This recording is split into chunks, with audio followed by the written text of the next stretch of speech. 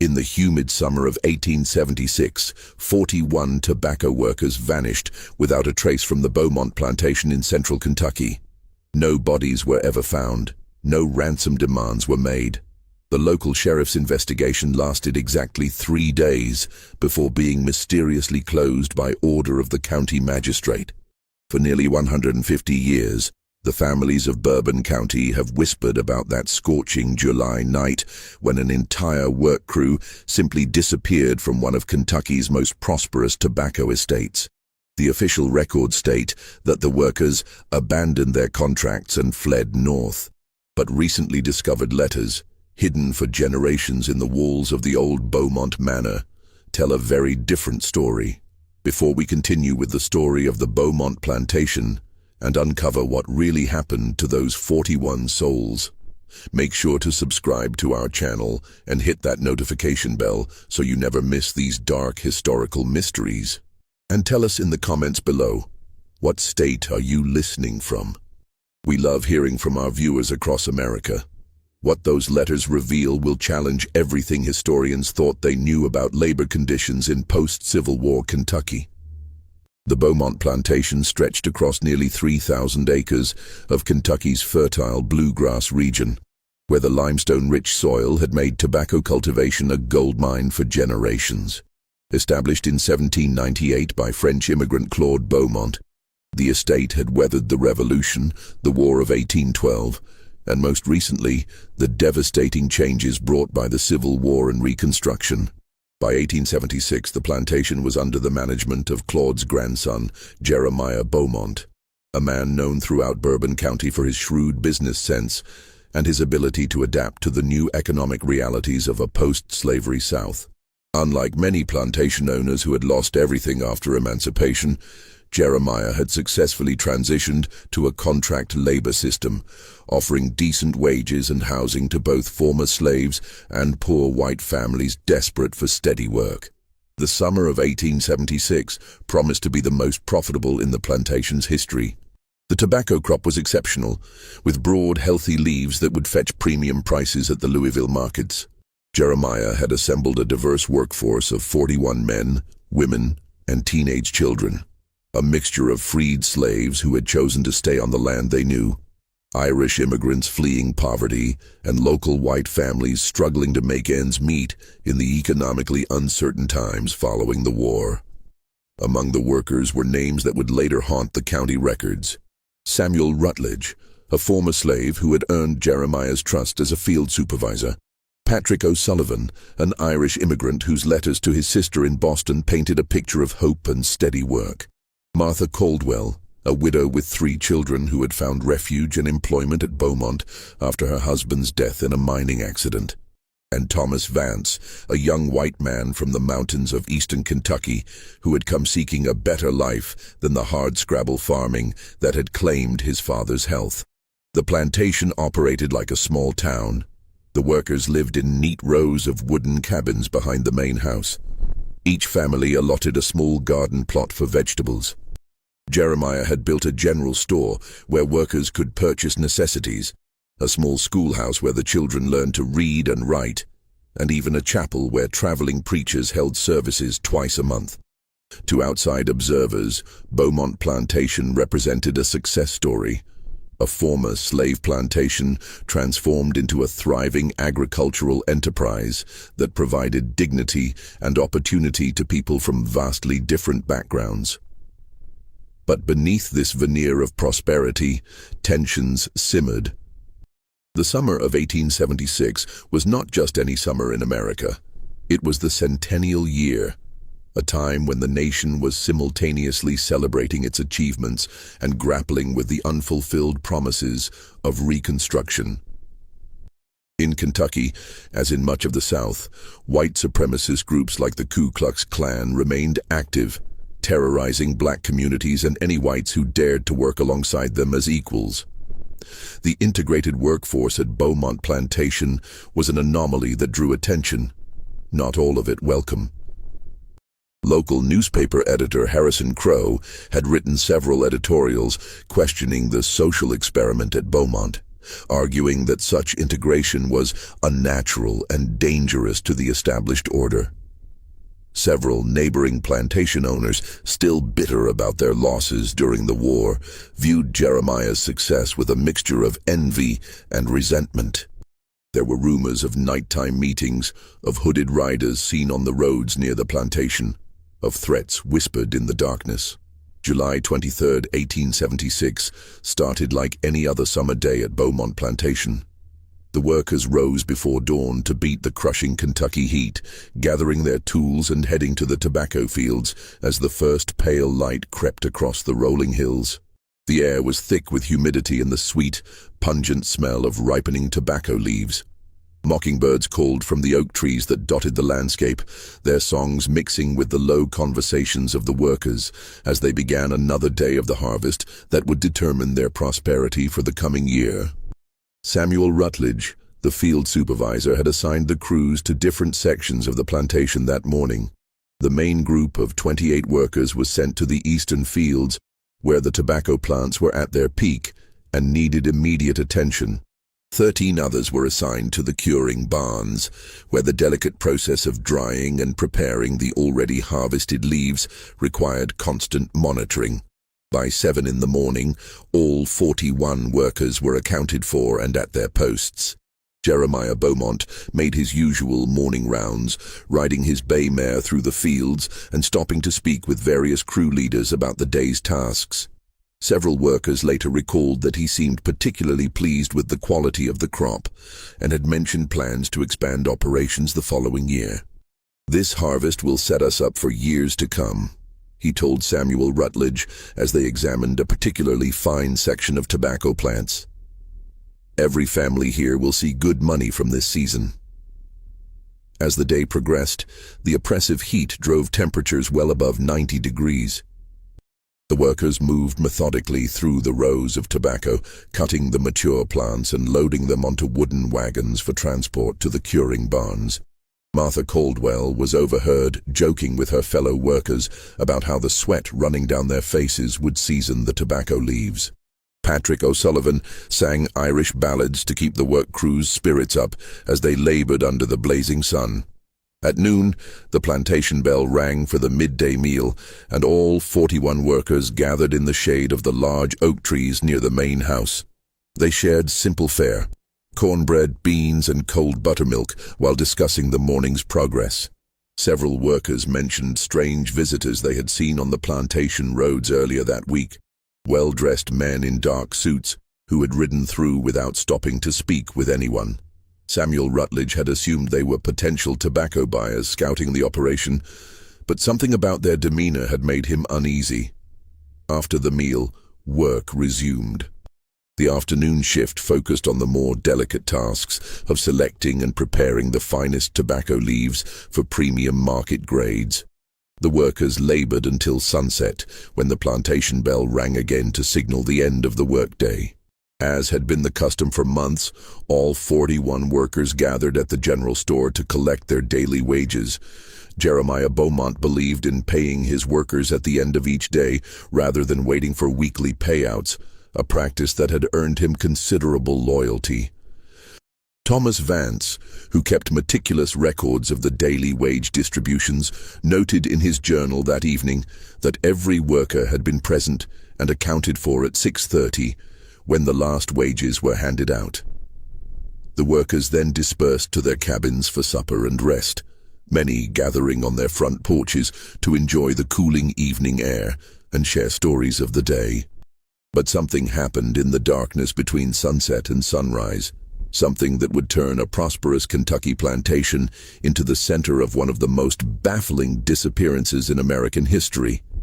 When Jeremiah Beaumont rang the morning bell at 5:30 on July 24th, no one came. The cabins that had housed 41 people the night before stood empty, their doors hanging open, their occupants vanished without a trace.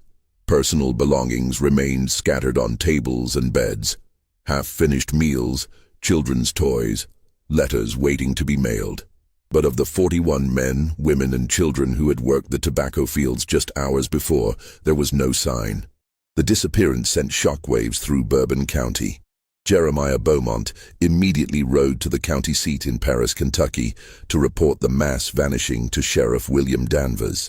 The sheriff, a gruff Civil War veteran who had seen his share of violence and chaos, initially dismissed the report as mass desertion.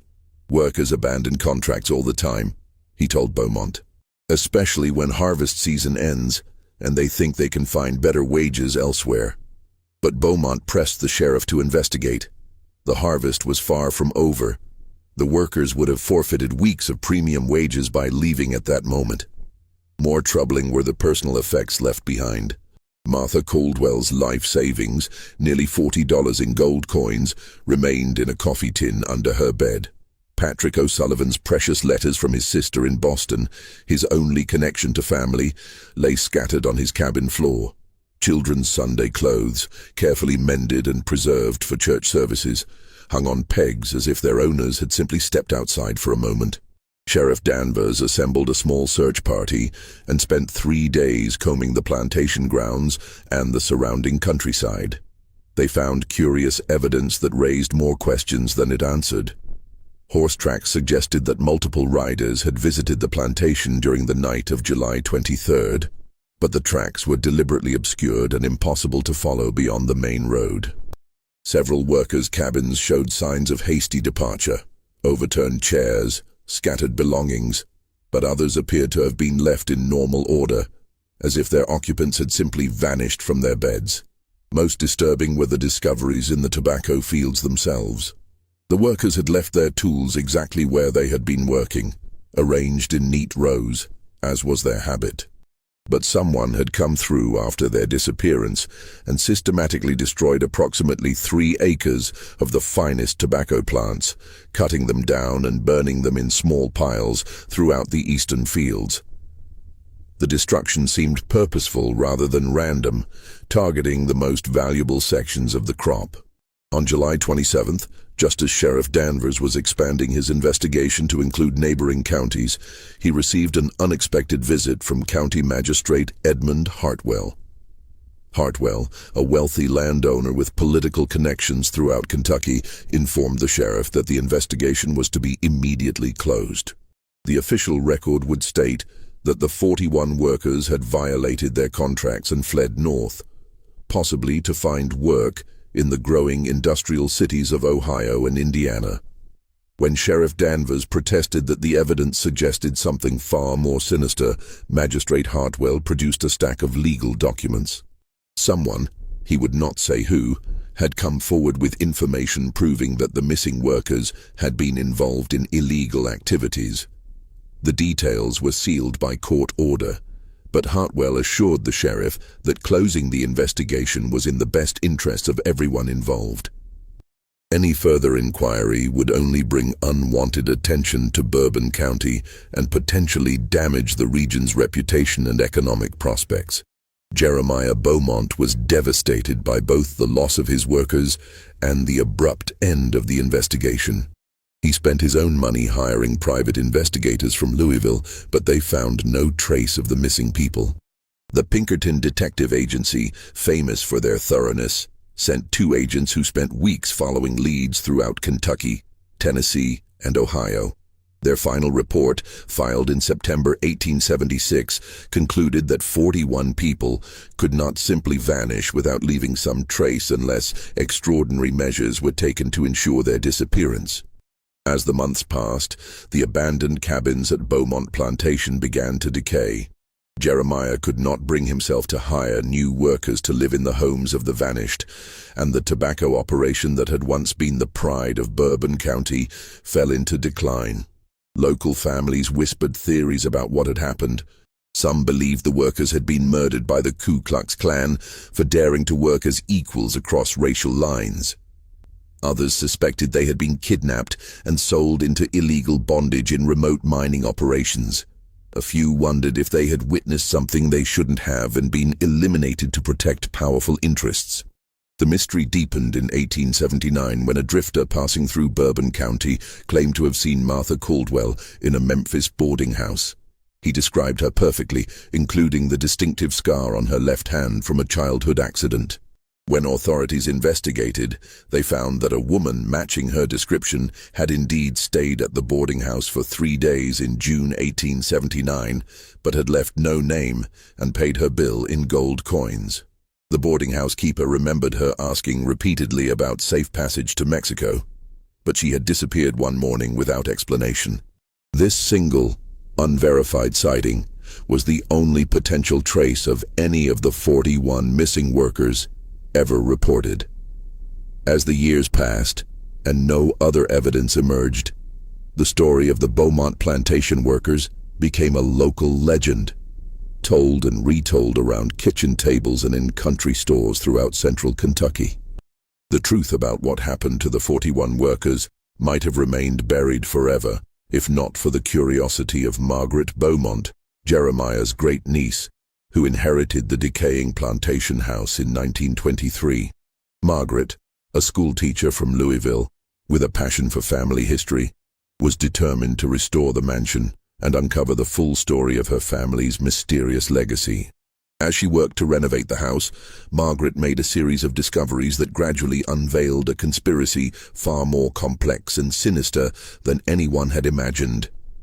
While removing water-damaged wallpaper from Jeremiah's former study, she found a collection of letters that had been carefully sealed inside the walls, correspondence that Jeremiah had apparently hidden shortly before his own death in 1881. The letters revealed that the troubles at Beaumont Plantation had begun months before the workers' disappearance. Starting in early 1876, Jeremiah had received increasingly threatening messages from a group calling itself the Kentucky Brotherhood, a secretive organization apparently composed of wealthy landowners, politicians, and businessmen who opposed the integration and economic success of operations like Beaumont Plantation. One letter, dated May 15, 1876, was particularly chilling. Mr. Beaumont, your social experiment has gone too far. The mixing of races in positions of equality is an abomination that threatens the natural order of our society. You have been warned before, but you continue to flaunt your disrespect for Southern tradition. The Brotherhood has voted.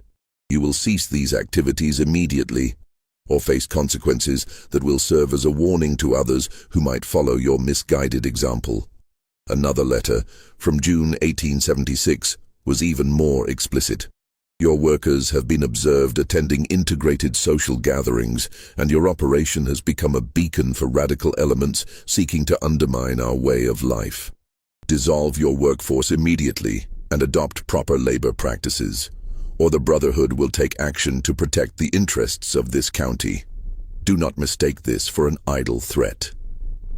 Margaret found evidence that Jeremiah had taken these threats seriously. He had written to the governor of Kentucky requesting protection, but his letter had apparently been intercepted or ignored. He had also contacted the federal authorities in Louisville, but post-Reconstruction enforcement of civil rights had become increasingly lax, and federal interest in protecting integrated workforces had waned considerably by 1876. Most revealing was a letter Jeremiah had written to his brother in Virginia, dated just 2 days before the disappearance. Thomas, I fear I have made a terrible mistake. My attempts to build something good and decent have attracted the attention of men who will stop at nothing to maintain their vision of how things should be. I have tried to protect my workers, but I may have only made them targets. If something happens to me or to them, look for answers among the men who meet in the basement of the Hartwell House on the 3rd Thursday of each month. They call themselves patriots, but they are something far darker. This reference to County Magistrate Edmund Hartwell, the same man who had ordered the investigation closed, sent Margaret searching through county records for additional evidence. What she found was a pattern of suspicious activity that had been carefully concealed for decades. In the months following the Beaumont disappearances, several other integrated work operations throughout central Kentucky had experienced similar problems. Workers had been intimidated, buildings had been burned, and contracts had been mysteriously cancelled. The perpetrators were never identified, but county records showed that in each case, the investigation had been quickly closed by order of local magistrates. More disturbing was Margaret's discovery that several of the men she suspected of involvement in the Kentucky Brotherhood had grown conspicuously wealthy in the late 1870s, despite the economic depression that had affected most of the region. Edmund Hartwell, in particular, had purchased 3 additional plantations between 1877 and 1880, expanding his holdings by nearly 10,000 acres at a time when most landowners were struggling to maintain their existing properties. Margaret's investigation took on new urgency when she discovered a coded ledger hidden beneath the floorboards of Jeremiah's bedroom. The ledger contained detailed records of meetings, names, and financial transactions that painted a picture of a sophisticated criminal organization that had operated throughout Kentucky for years. The codes were complex, but Margaret's background as a schoolteacher helped her recognize patterns and eventually decipher much of the content. The ledger revealed that the Kentucky Brotherhood was far more than a local hate group. It was a criminal enterprise that used intimidation and violence to eliminate competition and seize valuable properties throughout the region. Integrated operations like Beaumont Plantation were targeted not just for ideological reasons, but because their success threatened the economic dominance of Brotherhood members who relied on cheap, exploited labor to maintain their profits. Margaret's investigation had attracted attention, the wrong kind of attention. In late 1924, she began receiving anonymous warnings to abandon her research into the plantation's history. Someone broke into her Louisville apartment and searched through her papers, though nothing was stolen. Her mail was apparently being intercepted, as several letters from historical societies and researchers who had offered to help with her investigation never reached her. The harassment escalated when Margaret hired a private investigator to help trace the surviving families of the missing workers. The investigator, a former Louisville police detective named Robert Hayes, had made significant progress in tracking down descendants of several workers when he was found dead in his office, apparently from a heart attack. However, his files related to the Beaumont case had been removed, and his secretary reported that 2 well-dressed men had visited the office the day before his death, claiming to represent interested parties who wanted the investigation stopped. Despite these warnings, Margaret pressed forward with her research, driven by a growing conviction that the 41 workers had not simply disappeared, they had been murdered, and their deaths had been covered up by some of the most powerful men in Kentucky. Her breakthrough came when she located Ezra O'Sullivan, the elderly nephew of Patrick O'Sullivan, one of the missing workers. Ezra, now living in Boston, had preserved his uncle's letters and had spent decades searching for information about Patrick's fate. He revealed to Margaret that Patrick's final letter, dated July 20th, 1876, had contained disturbing information about tensions at the plantation. "Dear Mary, something evil is brewing here in Kentucky. Samuel Rutledge, the field supervisor, told me yesterday that men have been watching the plantation at night, sitting on horses just beyond the tree line. Mr. Beaumont has been nervous and short-tempered, which is not like him. Some of the workers are talking about leaving, but the harvest is so close to completion that most of us want to see it through. The money will set our families up for the winter and beyond. But I have a feeling in my bones that something terrible is going to happen. If you do not hear from me soon, contact the authorities in Boston and tell them that Patrick O'Sullivan did not abandon his job willingly." This letter provided the first direct evidence that the workers had sensed danger before their disappearance. But Ezra had even more shocking information to share. In 1891, 15 years after the disappearance, he had received a visit from a stranger who claimed to have information about Patrick's fate. The man, who would not give his name, told Ezra that Patrick and the others had been killed on the night of July 23rd, 1876, and their bodies disposed of in a way that would ensure they were never found. The stranger claimed to have been present during the killings, but said he had been bound by oath never to reveal the details. However, guilt had tormented him for 15 years, and he wanted Patrick's family to know that their loved one had died bravely, trying to protect the women and children in the group. Before disappearing again, the stranger left Ezra with a cryptic clue. If you want to find where they rest, look for the place where the tobacco grows tallest, where the soil is richest, where the limestone runs deepest. Margaret realized that this clue might refer to a specific location on the Beaumont Plantation.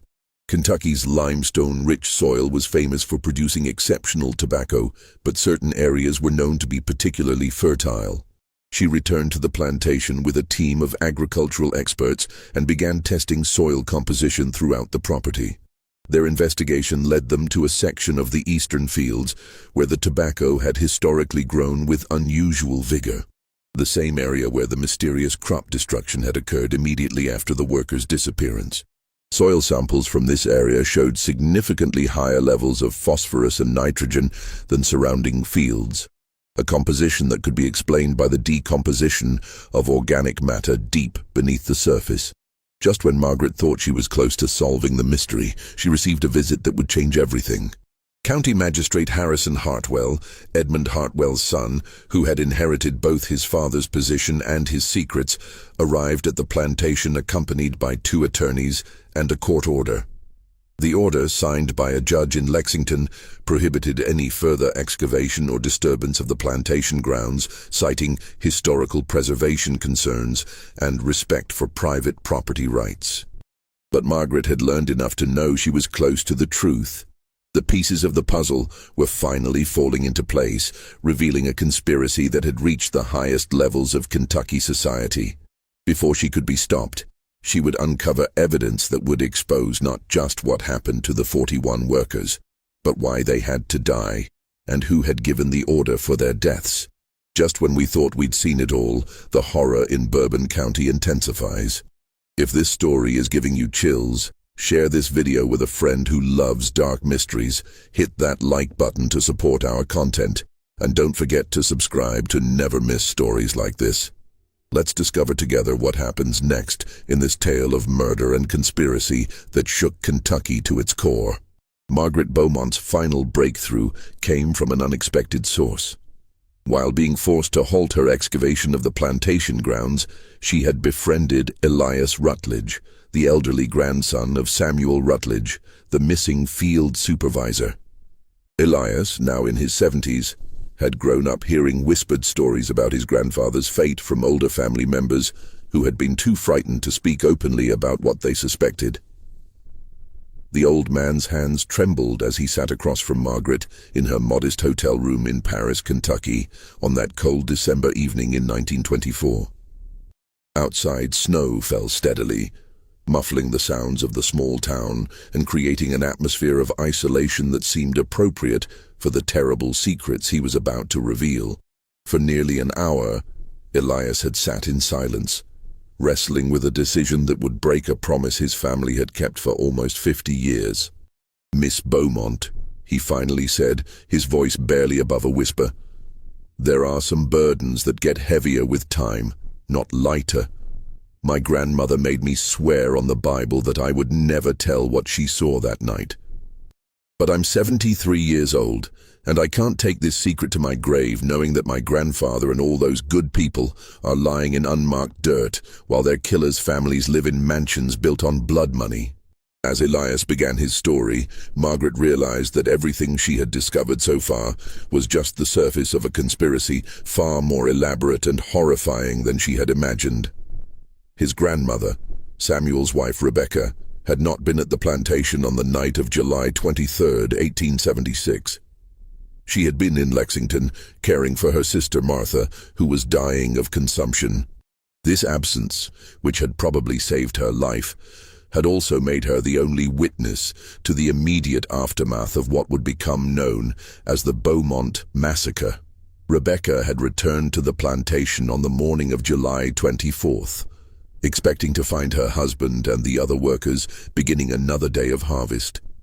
Instead, she had found an eerie silence that made her skin crawl.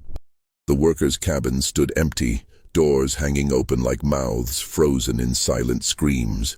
Children's toys lay scattered in the dirt, and the morning meal preparations had been abandoned mid-task.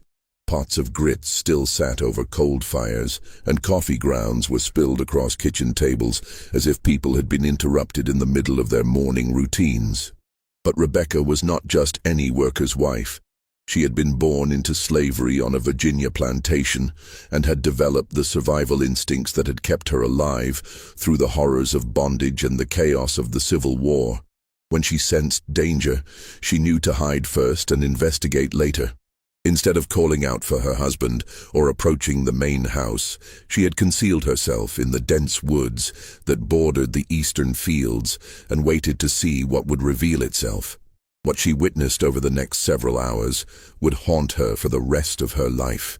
As the sun climbed higher, bringing the oppressive heat that was typical of Kentucky summers, Rebecca saw wagons emerging from the eastern fields, not the usual tobacco wagons, but heavy freight wagons with reinforced beds and canvas covers. The wagons were driven by men she didn't recognize, but accompanying them on horseback were several figures she knew all too well. County Magistrate Edmund Hartwell rode at the front of the procession, his usually immaculate clothing stained with what looked like dirt and something darker. Behind him came Judge Cornelius Vandenberg from the county courthouse, Mayor Samuel Preston from the town of Paris, and Dr. Hiram Caldwell, ironically no relation to the missing Martha Caldwell, but the county's most respected physician and a man Rebecca had always trusted. Seeing these pillars of the community involved in whatever had happened to the workers filled her with a terror beyond anything she had experienced, even during the darkest days of slavery. The procession moved slowly toward the main road, and Rebecca counted at least 8 wagons, all heavily loaded and covered. The men riding alongside spoke in low, urgent tones, but the summer air carried fragments of their conversation to her hiding place. She heard references to the northern route, the arrangements in Louisville, and most chillingly, making sure there are no traces left behind. But Rebecca's nightmare was far from over. After the wagons disappeared down the main road, another group of men arrived at the plantation. These were not the respectable community leaders she had recognized earlier, but rough-looking individuals who moved with the purposeful efficiency of men accustomed to violence. They immediately began a systematic destruction of evidence that revealed the premeditated nature of what had occurred. The men went through each abandoned cabin methodically, removing anything that might identify the missing workers or provide clues about their fate. Personal letters were gathered and burned in a large fire behind the main house. Clothing and personal effects were loaded onto smaller wagons and hauled away. Most disturbing of all, the men brought buckets of some chemical substance. Later, Rebecca would realize it was lime, and scattered it throughout the cabins and surrounding areas, presumably to destroy any biological evidence that might remain. As Rebecca watched this systematic erasure of 41 human lives, she began to understand that she was witnessing not a spontaneous act of violence, but a carefully planned operation that had been organized well in advance. The men worked with military precision, following what was clearly a predetermined plan. They knew exactly where to look for important documents, which areas to treat with chemicals, and how to eliminate any trace that the workers had ever existed. The most horrifying moment came when Rebecca saw several of the men return from the eastern fields, carrying bloodied tools and clothing. They fed these items into the fire behind the main house, and the acrid smell of burning fabric and something else, something organic and terrible, drifted through the humid air to her hiding place. It was then that Rebecca fully understood that her husband and all the other workers were dead, and that their bodies had been disposed of somewhere in those eastern fields. But the nightmare still wasn't over. As the afternoon wore on, Rebecca watched as the conspirators began the next phase of their plan, creating a false narrative to explain the workers' disappearance. Jeremiah Beaumont himself arrived at the plantation around 3 o'clock, riding hard from the direction of Paris. From his behavior, it was clear that he had no idea what had transpired. His shock and horror upon discovering the empty cabins seemed genuine, and Rebecca watched as he frantically searched for any sign of his workers. What happened next revealed the true scope of the conspiracy. Magistrate Hartwell approached Jeremiah with what appeared to be a prepared explanation. Rebecca couldn't hear the entire conversation. But she caught enough fragments to understand that Hartwell was telling Jeremiah that the workers had been threatened by local vigilantes and had fled during the night for their own safety. Hartwell produced documents that he claimed proved the workers had violated their contracts and abandoned their jobs. Jeremiah's anguished protests were met with calm assurances from Hartwell that everything possible would be done to locate the missing workers.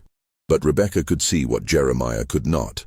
The subtle signals being exchanged between Hartwell and the other men, the way they positioned themselves to control the conversation, the practiced manner in which they redirected Jeremiah's questions and concerns. As evening approached, Rebecca realized that she was in mortal danger. If the conspirators discovered that anyone had witnessed their activities, they would not hesitate to eliminate that witness. She began to carefully work her way deeper into the woods, planning to remain hidden until she could safely leave the area. But as she moved through the underbrush, she overheard a conversation that revealed the full horror of what she had witnessed. Two of the rough-looking men were standing near the edge of the woods, smoking and discussing the day's events. One was complaining about the physical difficulty of the work they had done in the eastern fields.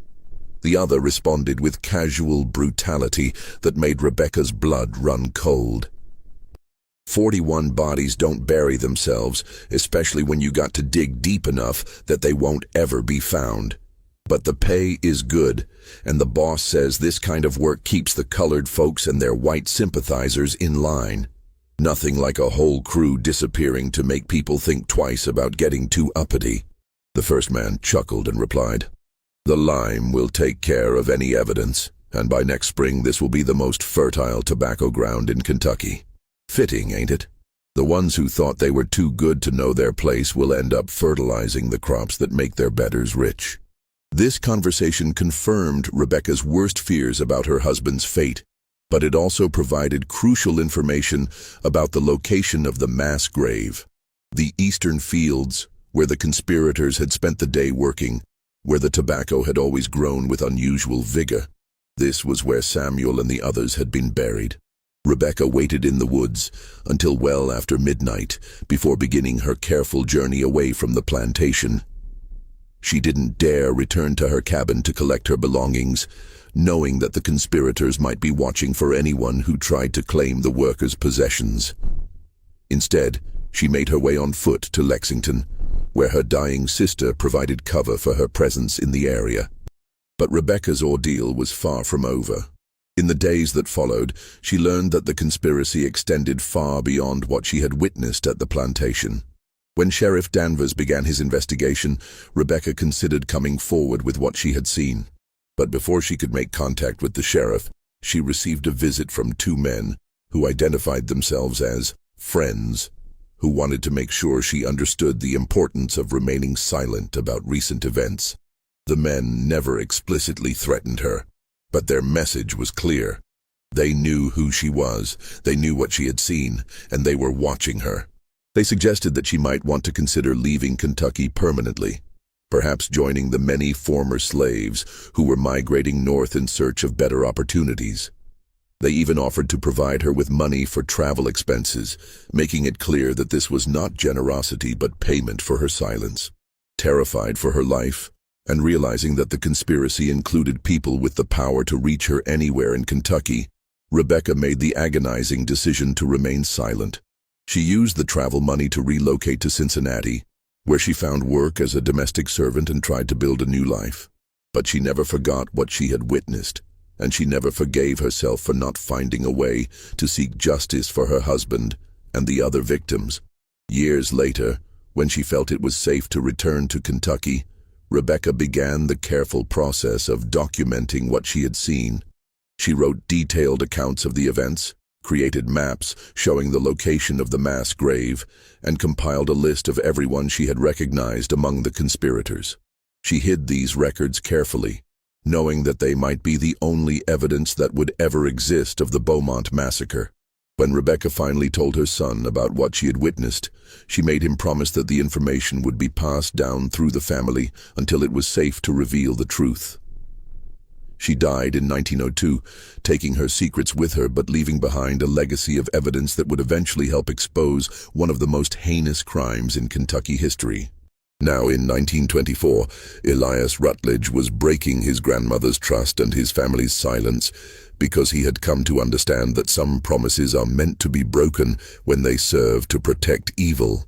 As he finished telling Rebecca's story to Margaret Beaumont, tears streamed down his weathered face. "Miss Beaumont," he said, "my grandmother spent her whole life carrying the weight of what she saw. She died believing that justice would never come for my grandfather and the others. But maybe, if we're brave enough to speak the truth now, we can finally give them some peace." Margaret realized that Rebecca's testimony was the missing piece that would allow her to understand not just what had happened to the 41 workers, but how the conspiracy had been organized and covered up. But Elias had more evidence to share. Hidden in the basement of his small house was Rebecca's carefully preserved documentation. Maps, lists of names, detailed timelines, and most importantly, a diagram showing the exact location where she had seen the conspirators returning from their grisly work in the eastern fields. The evidence Rebecca had compiled over the years painted a picture of a conspiracy that extended far beyond the local level. The Kentucky Brotherhood, as they called themselves, was part of a regional network of terrorist organizations that had formed in response to the social and economic changes brought by Reconstruction. These groups operated with the knowledge and protection of politicians, judges, and business leaders who shared their commitment to maintaining white supremacy and economic exploitation. The decision to eliminate the Beaumont plantation workers had been made at a meeting in Louisville in May 1876, attended by representatives from Brotherhood chapters throughout Kentucky and neighboring states. The integrated workforce at Beaumont was seen as a dangerous example that might inspire similar experiments elsewhere. If such operations could succeed, it would prove that the South could prosper without maintaining the racial oppression and exploitative labor practices that benefited the Brotherhood's members. The massacre had been planned with military precision. The timing was carefully chosen to coincide with the height of harvest season, when the workers would be most reluctant to leave and when their disappearance would cause maximum economic damage to Jeremiah Beaumont. The location was selected because the eastern field's remote position would allow the conspirators to work without being observed from the main house or the nearby road. Most chilling of all, Rebecca's records revealed that the Beaumont massacre was not an isolated incident. The Kentucky Brotherhood had been responsible for similar operations throughout the region, targeting integrated workforces, Republican politicians, civil rights activists, and anyone who challenged the post-Reconstruction social order. The group maintained detailed records of their activities, treating terrorism and murder as simply another form of business enterprise. Armed with this evidence, Margaret finally understood why her investigation had drawn such intense opposition. The descendants and successors of the original Brotherhood members still held positions of power throughout Kentucky, and they were determined to prevent the exposure of their ancestors' crimes. The conspiracy had been passed down through generations, maintaining its secrecy through intimidation, corruption, and the careful placement of sympathizers in positions of authority. But Margaret also realized that she now possessed evidence that could finally bring justice for the 41 murdered workers. Rebecca's documentation provided not just proof of what had happened, but the names of those responsible and the location of their unmarked grave. For the first time in nearly 50 years, there was hope that the truth about the Beaumont massacre would finally be revealed. Armed with Rebecca Rutledge's explosive testimony and documentation, Margaret Beaumont faced the most dangerous moment of her investigation. She now possessed evidence that could expose a conspiracy that had operated with impunity for nearly half a century. But she also knew that the same forces that had silenced Rebecca and murdered Robert Hayes would not hesitate to eliminate her if they discovered what she had learned. Margaret's first priority was ensuring the survival of the evidence. Working in secret during the harsh winter of 1924-25, she created multiple copies of all of Rebecca's documentation and her own research findings. She used her connections as a schoolteacher to distribute these copies to trusted contacts throughout the country: historical societies in Boston and Chicago, civil rights organizations in New York and Philadelphia, and journalists in cities far from Kentucky where local pressure could not reach them. But Margaret also understood that simply releasing the evidence would not guarantee justice. The Kentucky Brotherhood had survived for 50 years by controlling the very institutions that should have brought them to justice. Local law enforcement, county magistrates, and state politicians had either been corrupted or intimidated into silence. If the truth was going to emerge, it would require a more sophisticated strategy than simply presenting evidence to authorities who might be part of the conspiracy themselves. Margaret's breakthrough came when she made contact with federal investigators who had been quietly building a case against organized terrorist groups throughout the South. The federal government's interest in such organizations had waned considerably since the end of Reconstruction, but a small group of Justice Department officials remained committed to prosecuting crimes that local authorities refused to address. Special Agent Franklin Morrison, based in the Justice Department's Louisville office, had been investigating reports of organized violence against African Americans and their white allies throughout Kentucky for several years.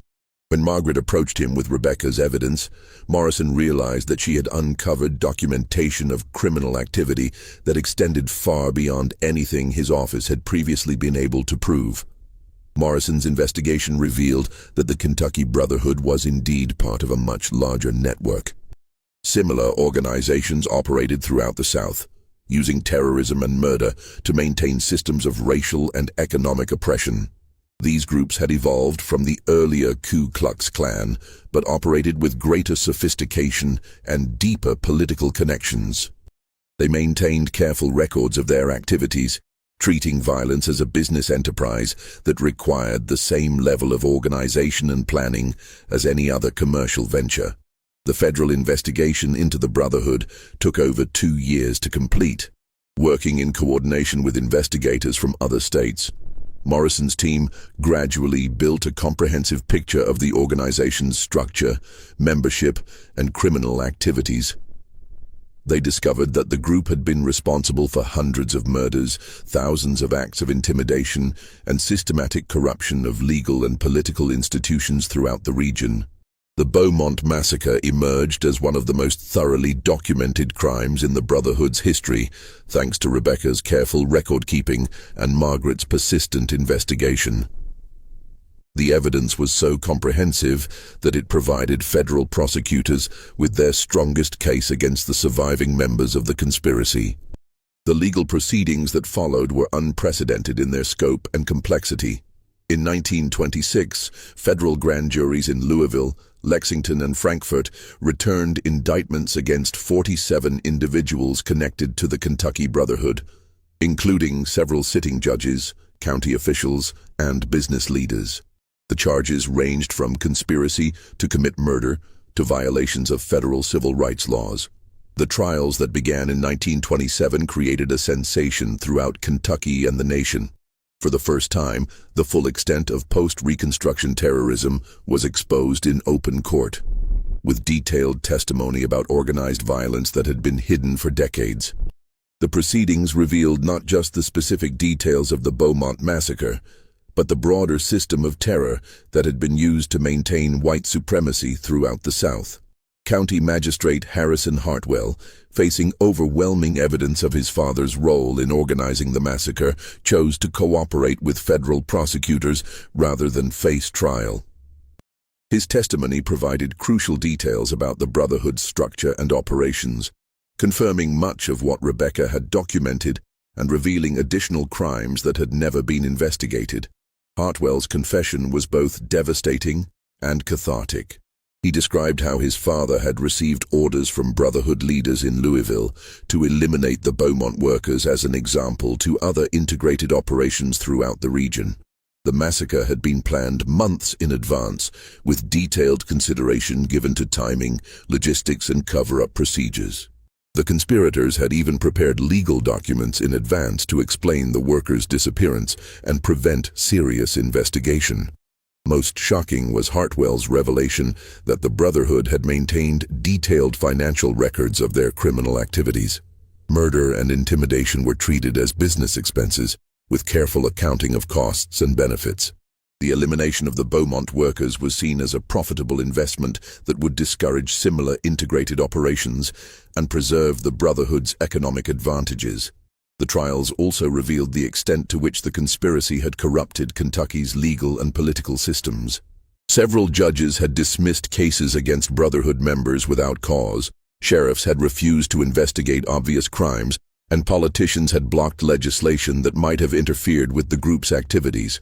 The conspiracy had operated with virtual impunity because it controlled the very institutions that should have stopped it. As the legal proceedings continued, Margaret worked with federal authorities to locate and properly bury the remains of the 41 murdered workers. Using Rebecca's maps and additional investigation, archaeologists located the mass grave in the eastern fields of the old Beaumont Plantation.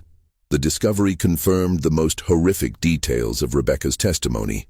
The workers had indeed been buried in a carefully prepared site designed to ensure their bodies would never be found.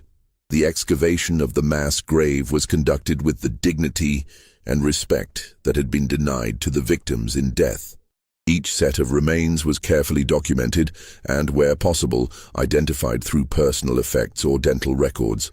The workers were finally given proper burials in a cemetery in Paris, Kentucky, with headstones bearing their names and a monument commemorating their sacrifice. The memorial service held for the 41 workers drew hundreds of attendees from throughout Kentucky and beyond. Family members who had never known what happened to their ancestors finally had answers and closure. Civil rights leaders spoke about the broader significance of the massacre and the importance of confronting historical injustices.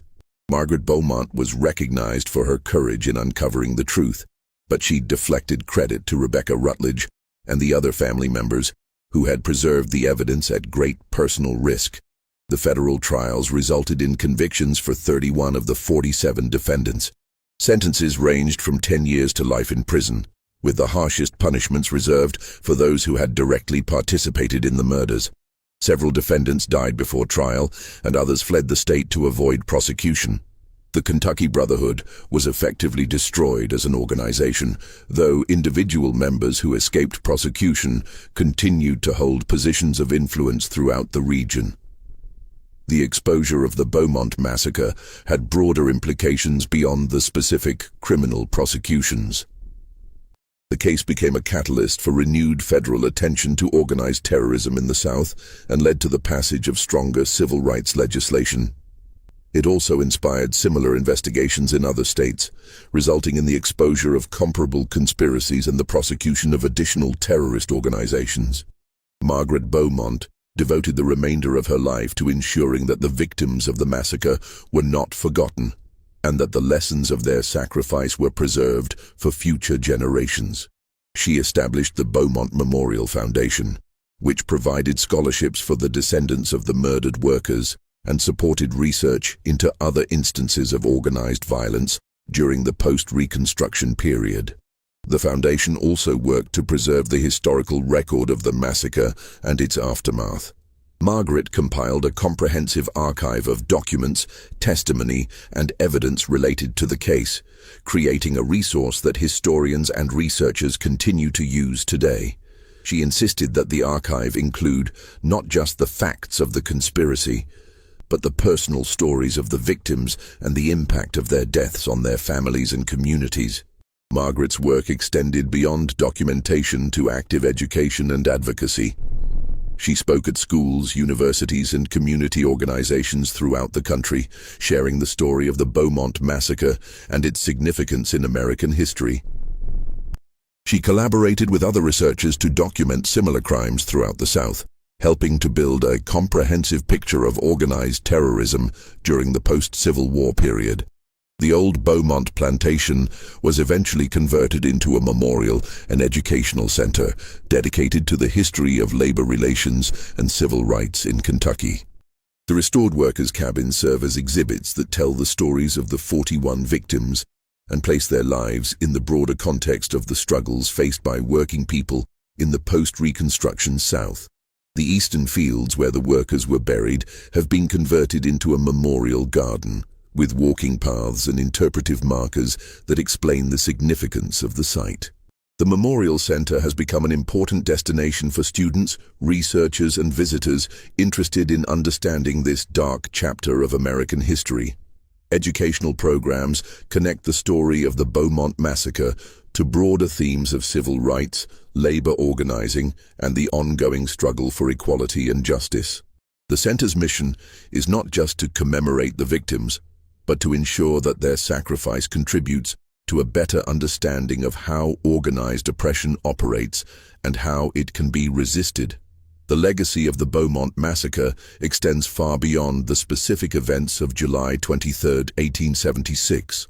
The case represents one of the most thoroughly documented examples of organized terrorism during the post-Reconstruction period, providing scholars with unprecedented insight into how conspiracy and corruption were used to maintain systems of oppression. The detailed records preserved by Rebecca Rutledge and uncovered by Margaret Beaumont have been used in dozens of academic studies and have helped expose similar crimes throughout the South.